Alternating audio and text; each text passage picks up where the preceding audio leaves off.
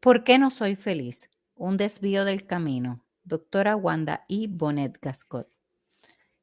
Capítulo 2. Educar. Objetivos del capítulo. Autodescubrir y conectarte con tus principios y valores. 2. Visualizar y evaluar opciones a la emoción o sentimiento negativo. 3.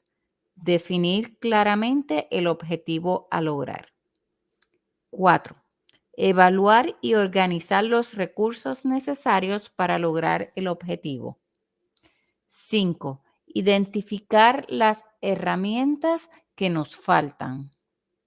6. Desarrollar un plan de acción para adquirir las herramientas identificadas. 7. Entender la teoría Mis 24 horas saludables. 8. Entender los conceptos balance en rojo, costo efectivo, probabilidad modificada, tolerancia a riesgo y las pruebas son buenas. Comenzamos con nuestro capítulo 2. Educar. En el relato de Maús, Jesús les interpretó a los discípulos lo que se decía de él en todas las escrituras, comenzando por Moisés y siguiendo por los profetas. En otras palabras, los discípulos fueron educados, adquirieron las herramientas necesarias para no sentirse desanimados, o sea, transformaron su desánimo en esperanza. Ellos mismos lo indican en el relato cuando se dicen el uno al otro. No sentíamos arder nuestro corazón cuando nos hablaba en el camino y nos explicaba las escrituras. Educarnos da luz a nuestro entendimiento. Por tanto, educarnos es la mejor alternativa cuando reconocemos que existen opciones, pero no las conocemos.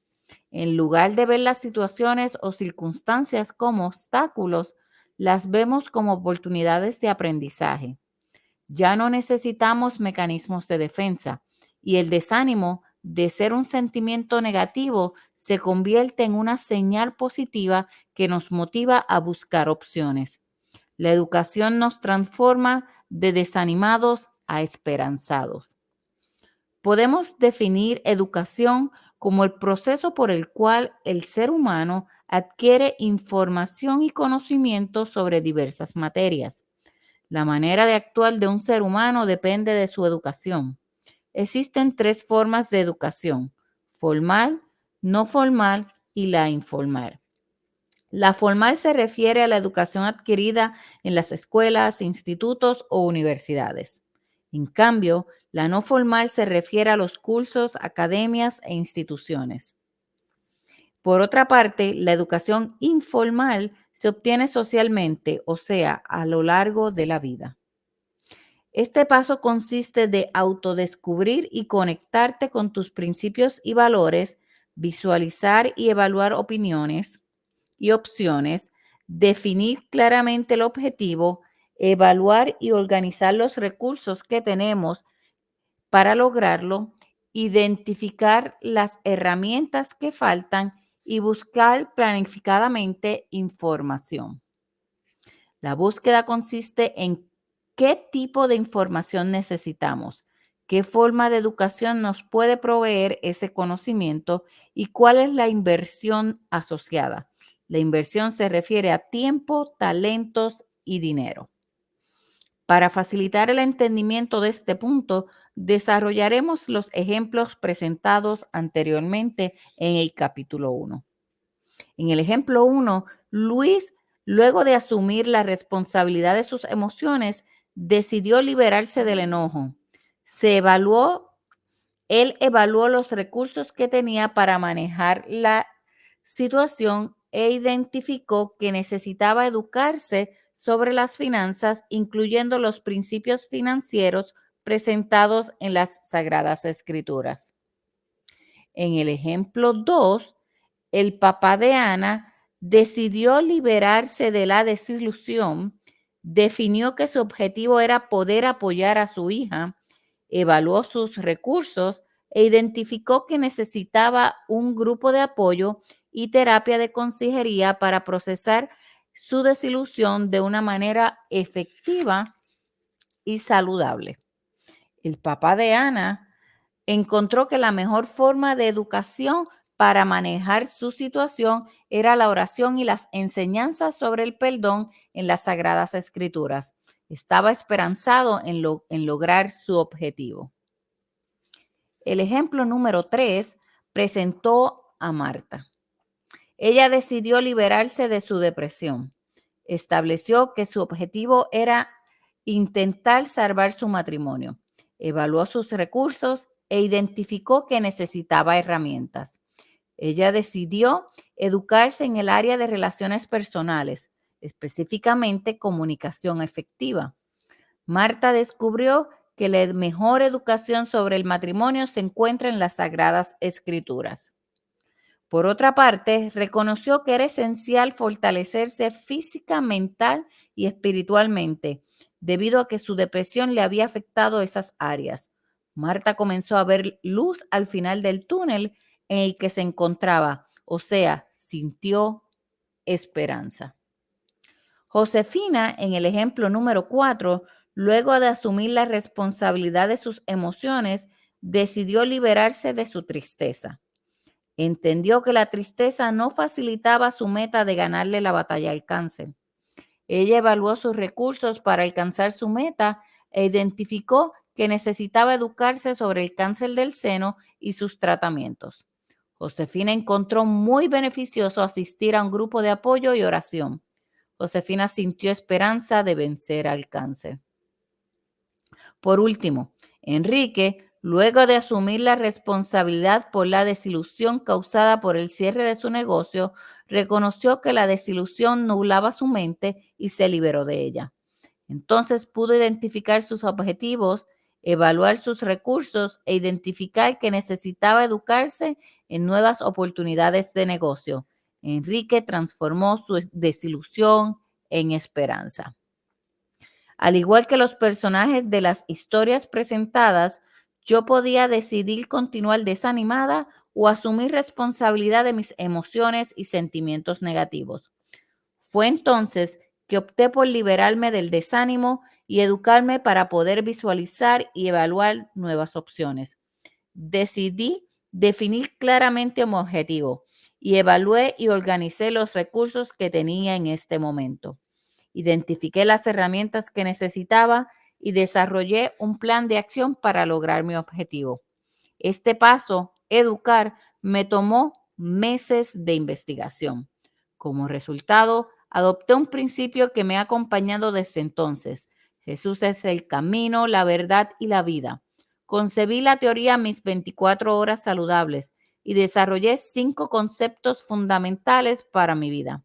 A continuación, el proceso y los resultados de mi asignación. Antes de definir claramente mi objetivo, tuve que conectarme conmigo misma, o sea, con mis principios y mis valores. ¿Qué yo quería lograr? ¿Qué era importante para mí? ¿Qué me hacía sentir feliz? Segundo, crear conciencia que era mi objetivo, mi meta y mi deseo. Eso significa que debía reconocer que otras personas no estarían de acuerdo o no entenderían mi objetivo. Solo entonces pude definir claramente mi objetivo. Yo quiero disfrutar de un estilo de vida saludable que me permita fortalecerme física, mental, intelectual y espiritualmente sin sacrificar mi pasión por la bioquímica. La pregunta obligada fue, ¿cómo lograr mi objetivo? El primer paso fue evaluar y organizar los recursos que tenía. Luego de evaluar mis recursos, tiempo, talento y dinero, determiné que el recurso limitante era el tiempo. ¿Cómo lograr fortalecerme en esas áreas si no tenía tiempo? Luego de pedir a Dios sabiduría, desarrollé la teoría de mis 24 horas saludables. Teoría Mis 24 horas saludables. Para estar saludable o estar saludable se refiere de gozar de salud. Y salud se define como el estado de completo bienestar físico, mental y social, no solamente la ausencia de afecciones o enfermedades. Basado en esta definición, y combinando mis conocimientos de bioquímica y contabilidad, concebí la siguiente teoría general. Para lograr un objetivo, los recursos deben ser evaluados e invertidos efectivamente. Cabe mencionar que esta teoría puede ser adaptada al logro de cualquier objetivo a nivel personal o corporativo. En mi caso en particular, la denominé mis 24 horas saludables y establece, para disfrutar de un estilo de vida saludable, las 24 horas del día deben ser invertidas efectivamente de manera tal que permita la fortaleza física, mental, intelectual y espiritual. La siguiente tabla presenta cómo estaban distribuidas mis 24 horas en comparación a la teoría de mis 24 horas saludables. Invertía en el trabajo 10 horas, dormir 6, alimentación 2, actividad social 2, actividad física ninguna, actividad mental 0, actividad espiritual 0, desarrollo intelectual 6, total, técnicamente tenía 30 horas y estaba en déficit en 6. O sea, trabajar 10, dormir 6, alimentarme 4, actividad social 2, actividad física 2, actividad mental 2, actividad espiritual 2, desarrollo intelectual 2, un total de 30 horas. O sea, el día tiene 24, me quedaba corta por 6. Mi teoría decía que debo trabajar 4 horas, dormir 6, alimentarme 4, actividad social 2, actividad física 2, actividad mental 2, actividad espiritual 2, desarrollo intelectual 2, total 24 horas. La primera columna de la tabla que encuentran en la página 41 del libro presenta que mi día de 24 horas estaba dedicado a las siguientes actividades: trabajar, horas dedicadas a generar ingresos para suplir mis responsabilidades económicas, dormir, horas necesarias para descanso físico y mental, comer, horas dedicadas a la preparación y el consumo de alimentos, actividad social, horas dedicadas a mi familia y amigos. Definitivamente era una distribución no saludable. Al observar la información en la segunda columna, confirmé que era imposible dedicarle tiempo a mi fortaleza física, mental, intelectual y espiritual porque mi balance estaría en negativo. O sea, no tenía suficiente tiempo para la cantidad de actividades que necesitaba llevar a cabo. La tercera columna presenta una distribución inestable con el propósito de dedicar tiempo al desarrollo de metas. Solo podía utilizar esa distribución por un periodo de tiempo determinado y una meta específica, porque afectaría mi salud significativamente. La cuarta columna presenta mi visión de un estilo de vida saludable, donde la distribución de mi tiempo me permitiría llevar a cabo actividades para fortalecer mi salud física, mental, intelectual, social y espiritual. Al razonar sobre este punto, recordé el concepto de contabilidad balance en rojo. Concepto número 1, balance en rojo. En contabilidad, el balance de un estado financiero es la relación entre ingresos y gastos. El balance se considera positivo si tenemos más ingresos que gastos. Si tenemos más gastos que ingresos, se conoce como balance negativo o balance en rojo. Lo interesante de este concepto es que puede aplicarse a otras áreas, por ejemplo, la salud. En términos bioquímicos, la unidad básica de energía celular se denomina trifosfato de adenosina o ATP.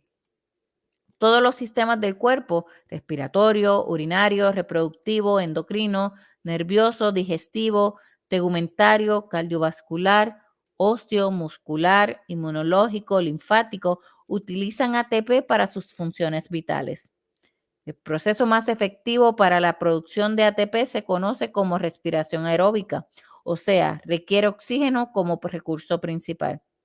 Para mantener un balance positivo debemos suplir la cantidad máxima de oxígeno posible por medio de respiraciones largas y profundas. Reducir actividades innecesarias que consumen energía. De lo contrario, afectamos nuestra salud significativamente. Aplicando este concepto al tiempo, El ingreso es fijo, o sea, solo tenemos 24 horas. Para lograr un balance positivo tenemos dos opciones. Uno, reducir las actividades que consumen nuestro tiempo. Y dos, reducir el tiempo dedicado a esas actividades. Para poder decidir qué opción, tuve que evaluar objetivamente el beneficio de cada una de las actividades. Durante la evaluación recordé otro concepto de contabilidad: análisis de costo-efectividad. Concepto número 2, costo efectivo. En el área de contabilidad, el propósito del análisis de costo-efectividad es determinar qué alternativa de actividades logra los objetivos deseados más efectivamente, o sea, al menor costo. Nuevamente, este concepto puede ser aplicado a la salud para evaluar opciones de alimentos. Para digerir los alimentos se llevan a cabo procesos químicos que requieren energía. Por tanto, en el momento de elegir una merienda debemos evaluar el costo-beneficio en términos de cantidad de energía necesaria para digerir el alimento por valor nutricional obtenido. Digerir una manzana consume menos energía que digerir unas galletas, y la manzana tiene más valor nutricional. Contiene alrededor de 365 fitoquímicos que tienen efectos positivos a la salud. Por tanto, una manzana es mejor opción. Aplicando a la teoría mis 24 horas saludables, la opción de eliminar actividades no contribuía a lograr mi objetivo de un estilo de vida saludable.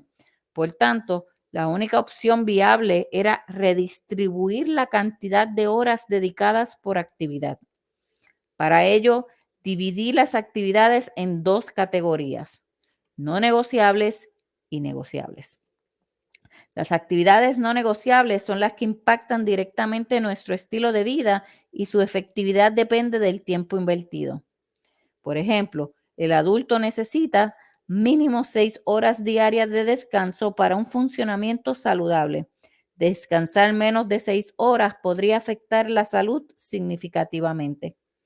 Las actividades negociables se definen como actividades que impactan nuestro estilo de vida y su efectividad no depende del tiempo invertido. Luego de evaluar las actividades, concluí que el trabajo era una actividad negociable porque su efectividad no dependía del tiempo invertido. En cambio, optimizar el trabajo era una opción viable.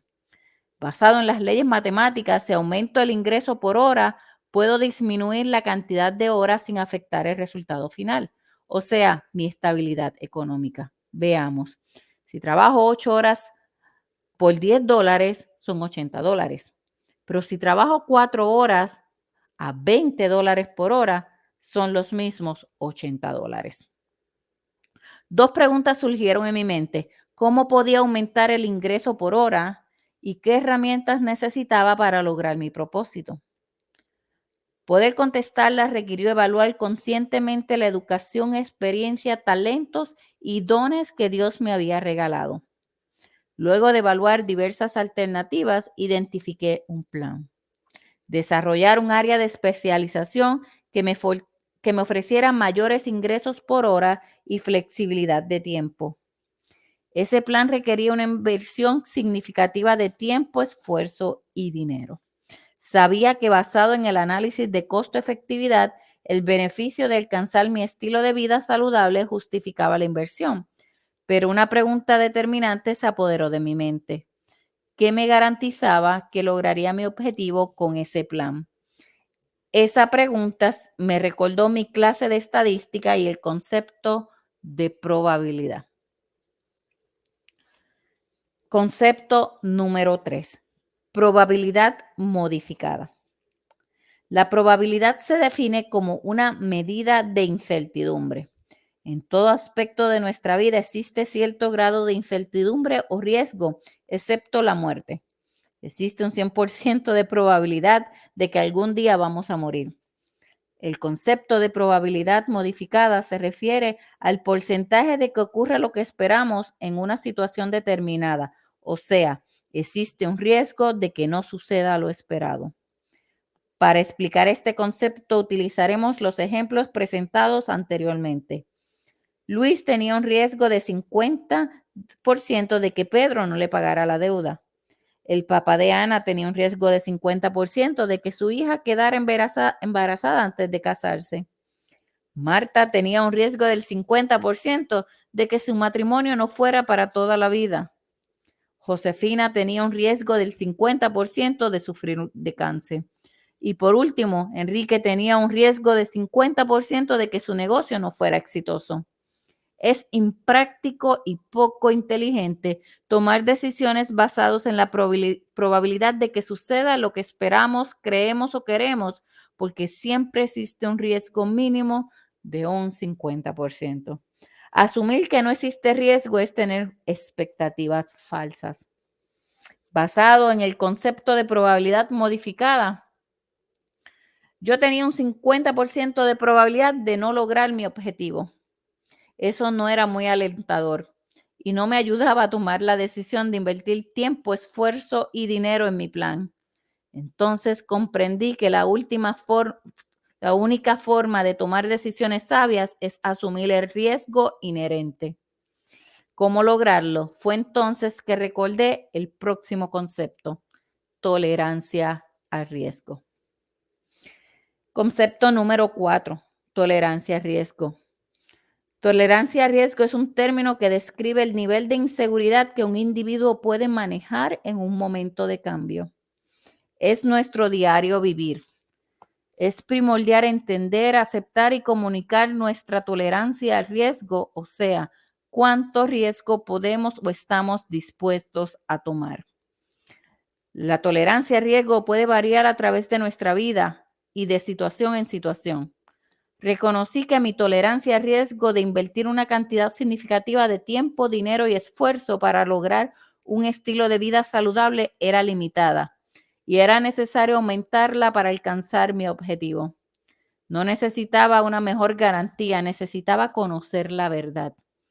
En este momento recordé un principio básico: Jesús es el camino, la verdad y la vida, y que por tanto su palabra es verdad. Fue entonces que decidí estudiar su palabra para aumentar mi tolerancia al riesgo. En mi asignación encontré que la Biblia está llena de promesas hechas por Dios a nosotros, sus hijos. A continuación, algunas de las promesas de Dios que impactaron mi vida. Yo he venido para que tengan vida y la tengan en plenitud. Juan 10:10. Yo te voy a instruir, te enseñaré el camino, mis ojos te seguirán, seré tu consejero. Salmo 32:8. No se preocupen por el día de mañana, pues el mañana se preocupará por sí mismo. Mateo 6:34. También sabemos que Dios dispone todas las cosas para bien de los que lo aman, a quienes Él ha escogido y llamado. Romanos 8:28. En verdad les digo que todo lo que pidan al Padre en mi nombre se les concederá. Juan 16:23. Todo lo puedo en Jesucristo que me fortalece. Filipenses 4:13. Felices los que no han visto pero creen. Juan 20:29.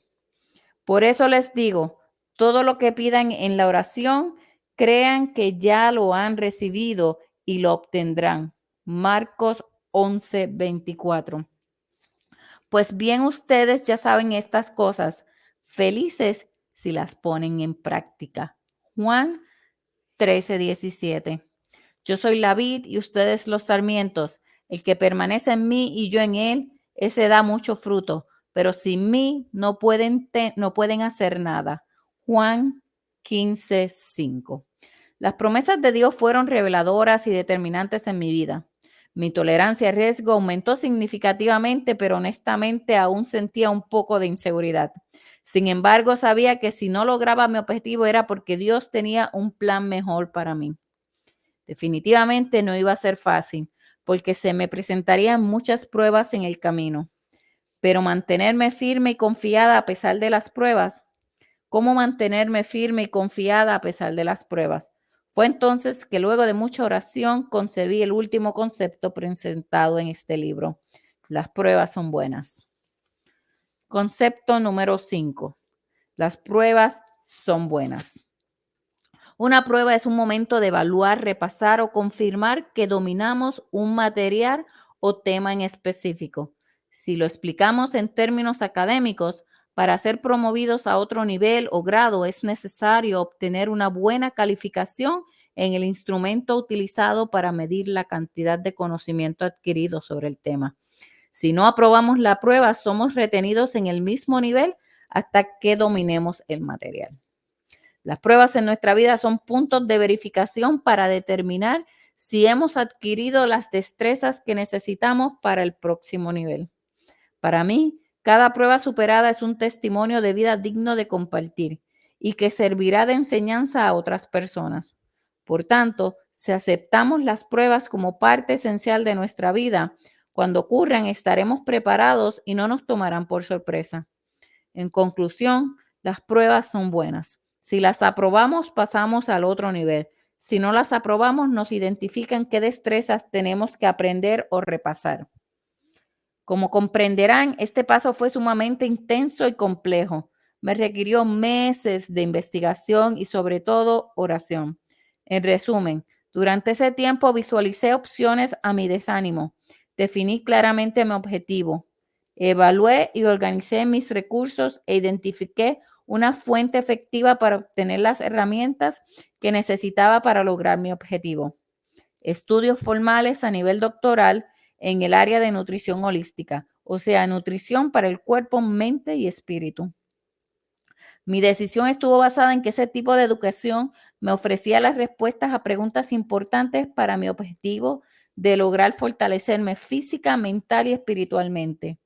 Preguntas como, ¿qué actividades físicas eran las adecuadas para mí? ¿Cómo fortalecerme más espiritualmente?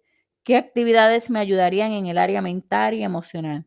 ¿Eran las horas dedicadas a descansar adecuadas para mí? ¿Mi alimentación era correcta? ¿Era mi nueva distribución saludable? Pero a su vez me ofrecía un área de especialización relacionada a la bioquímica, o sea, la química del cuerpo humano. Este paso fue determinante porque logré desarrollar un método para aumentar mi tolerancia a riesgo y cruzar la barrera de inseguridad que me impedía pasar al próximo paso, decidir. En el relato de Maús, este paso es impactante. Los discípulos sentían arder sus corazones de solo escuchar a Jesús explicando las escrituras. Ellos estaban conociendo la verdad directamente. En una relación de coaching, el coach, por medio de uso de preguntas, facilitará al cliente el proceso de autodescubrirse y conectarse con sus principios y valores, visualizar y evaluar sus opciones, definir claramente sus objetivos, evaluar y organizar sus recursos, identificar las herramientas necesarias y la búsqueda de fuentes de información basado en sus objetivos. El proceso de coaching puede facilitar la búsqueda de información hasta que el cliente esté listo para cruzar la barrera de inseguridad y decida actuar. Es importante mencionar que el proceso de coaching reconoce que el cliente es la fuente principal de información. Ahora te invito a llevar a cabo, a completar los ejercicios de práctica que se encuentran al finalizar el capítulo 2. Respira profundo varias veces y contesta las siguientes preguntas. Autodescubre y conéctate con tus principios y valores diciendo yo soy y completa el espacio. Enumera y evalúa las opciones que tienes para manejar la situación que causaba tu espacio diciendo yo tengo las siguientes opciones y enumera las opciones que tienes en este momento. Define claramente tu objetivo diciendo yo quiero lograr y completa el espacio. Evalúa tus recursos para lograr tu objetivo diciendo yo tengo los siguientes recursos para lograr mi objetivo y enumera tus recursos. Identifica las herramientas que necesitas para lograr tu objetivo diciendo yo necesito espacio para lograr mi objetivo y lo voy a obtener por medio de. Al completar estos ejercicios, es importante o para completar esos ejercicios que te conectes en un momento de silencio, de meditación y puedas ir a través y repasar la teoría de mis 24 horas saludables y los 5 conceptos. Los conceptos te van a dar la fuerza necesaria para poder tomar decisiones, para poder evaluar, para poder conocerte y para poder dar ese paso basado en tu tolerancia al riesgo. Recuérdate, todo conlleva un riesgo. Todas las decisiones que tomemos en la vida conllevan un riesgo. La única decisión que no tiene riesgo es que hoy tú decides ser feliz. Me alegra que estés conmigo y que estemos caminando juntos en este 2024 DRW Books Journey, donde hoy estamos en el capítulo 2 del primer libro, ¿Por qué no soy feliz?, en el mes de enero 2024. Este es un caminar donde vamos a vivir una experiencia extraordinaria, un 2024 extraordinario, repleto de bendiciones infinitas, porque vamos estudiando, nos vamos adentrando a recibir esa información, a educarnos que nos va a permitir a tomar la decisión consciente y voluntaria de ser feliz y de actuar. Que no se quede como algo más que voy a hacer, que no dudemos más, sino que podamos decidir qué es lo que quiero hacer, qué recursos tengo y para cuándo lo quiero. Gracias por estar conmigo y repasar conmigo este capítulo tan poderoso de tanta información. Y te invito, y si no lo has hecho todavía, a registrarte en el DRW Book Journey 2024 y te quedes con nosotros para completar este hermoso libro que se llama ¿Por qué no soy feliz?, durante el mes de enero.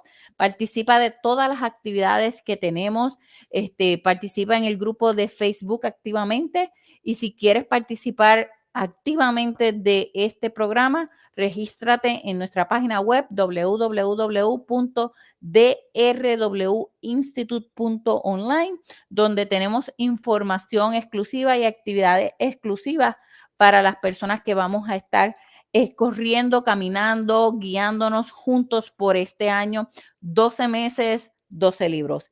Enhorabuena y gracias por permitirme caminar contigo y gracias por caminar conmigo el 2024.